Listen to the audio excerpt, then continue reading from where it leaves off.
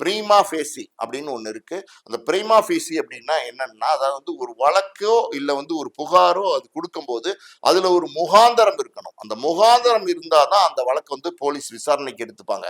C அந்த city மல்லுவுக்கும் மோகன் பாபுக்கும் எந்த தொடர்பும் இருந்துச்சா இருக்கா அப்படிங்கிறது நமக்கு தெரியாது.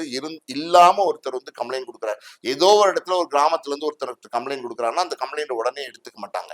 இந்த கம்ப்ளைண்ட்டை எப்படி யார் கொடுத்தா எடுத்துப்பாங்க அப்படின்னா, இப்ப சௌந்தர்யாவோட கணவர் ரகு உயிரோடு இருக்காரு. சௌந்தர்யா அம்மா அப்பா உயிரோடு இருக்காங்க. சௌந்தர்யாவோட அண்ணன் வந்து இறந்து போனார் அந்த விபத்துல. அவரும் இறந்து போனார். அவருடைய மனைவி உயிரோடு இருக்காங்க.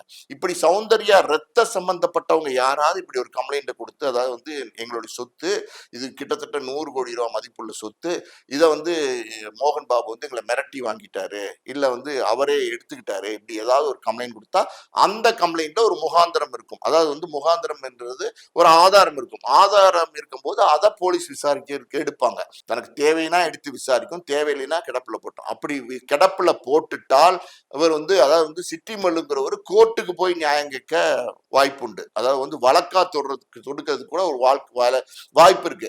அப்படி வழக்கா தொடுத்தார்னா இந்த வழக்கை மறுபடியும் இதே சொல்றதுதான் பிரீமா ஃபேசின்னு சொல்றாங்களா, அந்த அதன் அடிப்படையில அதாவது முகாந்திரம் இருந்தா தான் இந்த வழக்கை எடுப்பாங்க விசாரணைக்கு. முகாந்திரம் இல்லைன்னா இந்த வழக்கை விசாரணைக்கு எடுக்க மாட்டாங்க.